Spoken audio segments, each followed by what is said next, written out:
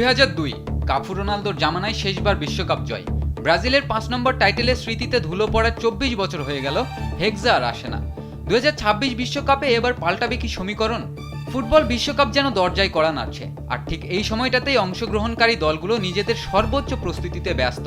কেউ খুঁজে নিচ্ছে নতুন প্রতিভা, কেউ আবার ট্যাকটিক্যাল পরিবর্তনের মাধ্যমে দলকে করে তুলছে কার্যকর। এই রাইভালরিতে পাওয়ার হাউস হিসেবে ব্রাজিল পিছিয়ে নেই। ইতিহাস, প্রতিভা এবং আক্রমণ ভাগের জাদুকরী দক্ষতার কারণে তারা সবসময় ফেভারিট হিসেবে বিবেচিত হয়। তবে এবার পরিস্থিতি কিছুটা ভিন্ন। দলে এসেছে পরিবর্তন, উঠেছে নতুন প্রজন্ম, আর অভিজ্ঞদের সঙ্গে সেই তরুণদের সমন্বয় নির্ধারণ করবে সেলেসাওদের ভাগ্য। বর্তমান স্কোয়াডে তারুণ্য ও অভিজ্ঞতার দারুণ মিশ্রণ রয়েছে। আক্রমণ ভাগে ভিনিসিয়াস জুনিয়র, রাফিনিয়া আর এনরিক, এই ত্রয়ীর গতি, ড্রিবলিং এবং 1 ভার্সেস 1 দক্ষতা প্রতিপক্ষের জন্য বড় হুমকি। বিশেষ করে উইং প্লে এবং ট্রানজিশনে ব্রাজিল অত্যন্ত মারাত্মক হয়ে ওঠে।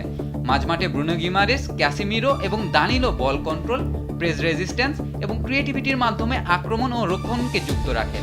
ডিফেন্সে মার্কুইনাসের মতো অভিজ্ঞ লিডার থাকায় ব্যাকলাইন বেশ সংগঠিত থাকে। তবে দুর্বলতার দিকটাও স্পষ্ট। ব্রাজিলের সবচেয়ে বড় সমস্যা হলো একটি নির্ভরযোগ্য নাম্বার 9-এর অভাব।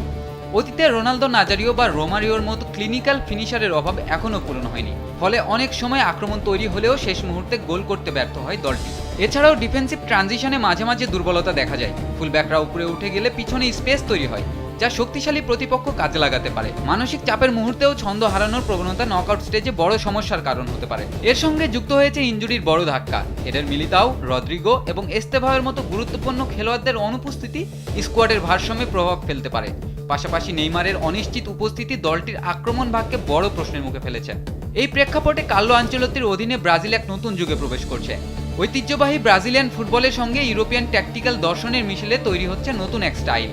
অ্যানচেলত্তি কড়া নির্দিষ্ট সিস্টেমে বিশ্বাসী নন, বরং তিনি খেলোয়াড়দের শক্তিকে সর্বোচ্চভাবে কাজে লাগানোর উপর জোর দেন। ফলে দলের খেলায় দেখা যায় ফ্রিডম এবং স্ট্রাকচারের এক ভারসাম্যপূর্ণ মিশ্রণ। ট্যাকটিক্যালি তার দল 4-3-3 কিংবা 4-4-2 ডায়মন্ড ফরমেশনে খেলতে পারে এবং ম্যাচের পরিস্থিতি অনুযায়ী দ্রুত পরিবর্তন ঘটাতে সক্ষম।